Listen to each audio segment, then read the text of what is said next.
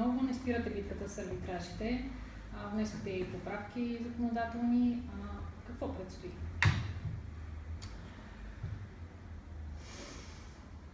Проблемът наистина е много сериозен за българските граждани. Става дума не за отделни изолирани случаи на злоупотреба с потребители, а за явление, което аз бих нарекла пандемия.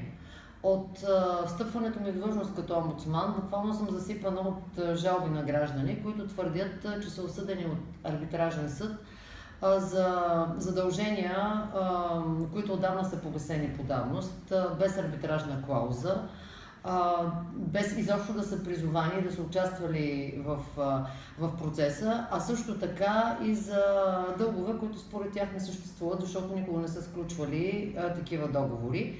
Хората научават за арбитражните решения едва много често след като те вече са произнесени, тъй като те имат същата сила, както решението на граждански съд, са основания за изпълнителен лист и след това да се задейства частен съдебен изпълнител. Нека да е ясно, че това не е част от съдебната система. Арбитражните съдилища не са част от съдебната система. По-скоро бих казала, че това е правосъдие на ишлеме, аутсорсвана услуга, правораздаване. За съжаление, тъй като години наред никои органи, които са сезирани институции, не вземат отношение по въпроса, за да защитят гражданите, след като първоначално са създадени от колекторски фирми, които са изкупили дългове от монополни дружества, отдавна погасени по давност, 2003, 2005, 2007, дългове на граждани към мобилни оператори, погасени, забравени, продадени за стотинки. Сега колектора си ги събира като за удобство, за да не ходи в нормалния съд, където иска, ще бъде направено възражение за давност или изобщо, че не съществува, а в тези частни арбитражни съдилища решенията са такива, каквито си ги поръчаш. Така че няма проблем да бъде осъден всеки гражданин за твърдян дълг срещу него, но след като така или иначе не са взети никакви мерки през последните години, тази практика вече като много удобна за силните почва да се прилага и от монополни дружества директно, енергоразпределителни дружества, ВиК дружества, също така от фирми за бързи кредити, от агенции за недвижими имоти, за които е много по-лесно една спорно дебела комисионна от клиент да бъде прибрана след като мине през арбитражен съд. Последният случай, за който бях сезирана, всъщност, който проверих, е случаят с арбитражния съд на електроразпределителното дружество в Североизточна България, Енергопро, и наистина, след като проверих първо, тъй като сигналите са от края на миналата година, проверих документално случая, като изисках съответно становище и обяснения от самото дружество Енергопро, след което им написах препоръка.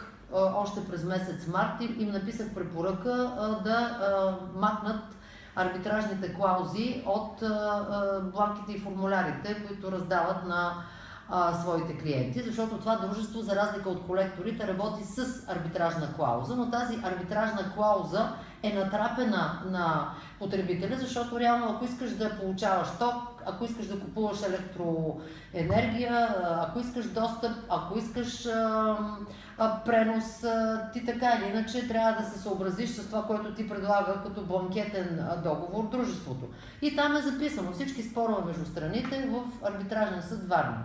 Така че иска или не иска, гражданина става клиент на този съд. И след като проверих случая във Варна, отидох на място, заедно с медиите, наистина се установи, че така наречения съд предимно се произнася по искове на Енергопро срещу клиенти на дружеството и че в почти 100%, с много малки изключения, 2 или 3 случая, както каза един арбитър, решенията са в полза на самото Енергопро, като там даже има и парадоксални случаи, в които ако гражданинът се обърнал към граждански съд и е получил окончателно решение, Варненски районен, Варненски окръжен, с което се казва, че той не дължи на електроразпределителното дружество. Електроразпределителното дружество си завежда дело пред този частен арбитражен съд и там се получава осъдително решение и то се привежда в изпълнение пред частен съдебен изпълнител, запорират се заплати. Каква е рекордната сума, за която практиката се сблъсква? Не става дума за големи суми. Затова и аз съм изумена, защо му е на едно от, всъщност на най-големия работодател в Североизточна България, на едно от най-мощните дружества в България, на подобно съдилище, след като специално в услугата електроснабдяване няма чак толкова много дела, не защото хората не спорят за сметките, а защото като не си платиш сметка да ти спират ток. Така че ти нямаш особен избор да водиш дълги съдебни битки, както например би било с един клиент на топлофикация, който и така не иска да получава топло, но няма как да се разкачи от него. Или примерно с ВиК, с клиент на ВиК дружество, защото прекъсването на подаването на вода е забранено. Но става дума за допълнителни приходи във всички случаи за дружествата, защото практиката показва, че там се завеждат искове от двете дружества, Енергопромрежи и Енергопропродажби, като всяко от тях начислява адвокатски хонорар, съдебна експертиза, такси, като ищец за една и съща сума към граждани, така че дългът набъбва от, да кажем, 200 лева, може да стане 1200. Има ли консенсус в парламента за предложената от вас? Упражних правото си на косвена законодателна инициатива, като предложих през председателя на парламента, госпожа Цачева, до депутатите предложения за промени в 3 закона: в Гражданския процесуален кодекс, Закон за международния търговски арбитраж и Закон за защита на потребителите. Бях на заседание на правната комисия, на което апелирах към моите бивши колеги да внесат шарено този законопроект, за да не става разменна монета в предстоящата кампания на есен и да не се политизира, защото това е изцяло в интерес на гражданите действие, промяната в тези закони. Още повече, че доколкото съм запозната с предизборните платформи на всички партии, които сега са в парламента, няма партия, която да не е казала, че ще се бори за озаптяване на монополите и че ще защитава гражданите и че ще защитава потребителите. Така че това е абсолютно в контекста на обещанията на всеки един депутат и на всяка една политическа партия. До момента са се подписали народни представители от ГЕРБ, от Патриотичния фронт, от Реформаторския блок и от БСП. Имам уверението и от останалите групи, и от АБВ, и от ДПС, и от Атака, и от БДЦ, че също ще подпишат като вносители този законопроект. Добре, да минем на топлофикациите, конкретно и обещанието за отпадане на юрисконсултските договори, такси, което не се случва. Любопитно е всъщност, че жалбите, по които аз реагирах, за да направя проверка на това как се осъждат потребители на електроразпределителното дружество, са адресирани и до КЕВР, и до Комисията за защита на потребителите, и до маса други институции. За втори път се натъквам на това, че КЕВР се разсейва, когато трябва да защитава гражданите. На практика, освен да следи за законосъобразното упражняване на тази обществена услуга, т.е. за спазването на законите, КЕВР има един друг важен ангажимент, а именно да осигурява равнопоставеност между страните, защото и топлото, и електроснабдяването, и ВиК снабдяването, това са практически услуги, които се предоставят в условията на монопол. Така че потребителите трябва да бъдат защитени.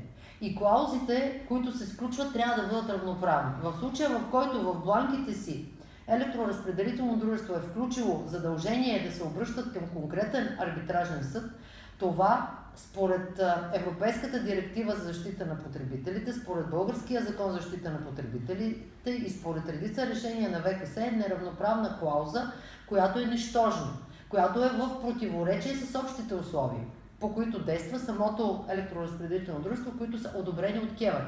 Тоест, нормално е, ако гражданите сезират КЕВР за такова нарушение на общите условия, КЕВР да предприеме необходимите действия. Което очевидно не е направено до този момент, защото няма никаква реакция. Единствената институция, която е отправила препоръки към дружеството, сама си, те ми отговориха любезно. Аз писах април месец с препоръки, след като проверих случаите, май месец са ми отговорили любезно, че няма да се съобразят с тази препоръка, защото според тях са много законосъобразни. Докато аз мога да им препоръчвам и те да преценяват дали да изпълняват, то КЕВР има други правомощия. Други правомощия има и Комисията за защита на потребителите, която направо може да санкционира за неравноправни клаузи и която може да се разпореди за това определени клаузи в договори да бъдат премахнати. Всъщност това, което аз направих днес, подготвила съм и съм изпратила вече писмо до КЕВР с препоръка да проверят как Енергопро изпълнява общите условия в частта съдебно уреждане на спорове с потребители. Защото в текста, който е залегнал в общите условия, е казано, че всички спорове между страните се решават доброволно по пътя на преговорите или от съответния компетентен съд. Съответен компетентен съд е съд в системата на съдебните органи в България, на съдебната власт. Това са районен съд, окръжен съд, апелативен съд, Върховен касационен съд, респективно системата на административните съдилища. Арбитражният съд само се казва съд. Това не е съд. Това е арбитраж. Това е структура, която образование, аз, как да се изразя по-меко, обслужващо звено на монополиста, което няма нищо общо със съдебно. Защо КЕВР направи нищо по този въпрос и по юрисконсултските? Всъщност това е втория случай, в който КЕВР се разсейва. Първия е след като в институцията на омбудсмана се събраха всички институции, всички приехме, че потребителите, че гражданите тежко страдат от услугата топлоснабдяване, предвид, че тя се осъществява в условията на монопол и предвид, че системите в България, топлоснабдителните, са изградени на вертикален принцип, който не дава възможност на никой гражданин да се откаже от ползването на услугата. И след като се отчетоха всички лоши практики, всички справедливи искания, всички драматични сюжети от живота на множество столичани, всяка една от институциите пое своя ангажимент какви действия ще предприеме за нормализиране на ситуацията. Тогава КЕВР публично пое ангажимент и това беше одобрено от министъра на енергетиката, от шефа на Комисията по енергетика в парламента, от ръководство на Топлофикация, от мен като омбудсман, от Комисията за защита на потребителите, от всички институции, от всички отговорни институции. Те поеха ангажимент да променят общите условия и да забранят на топлофикациите да се начисляват юрисконсултски възнаграждения. Това беше на първо четене и от сърце. На второ четене заявиха, че според техните юристи това не може да се случи, че няма достатъчно експертиза да измислят как да стане. Тогава Конституционния съвет при омбудсмана се събрахме, обсъдихме и изпратихме писмо, в което обяснихме защо това може да се случи на КЕВР.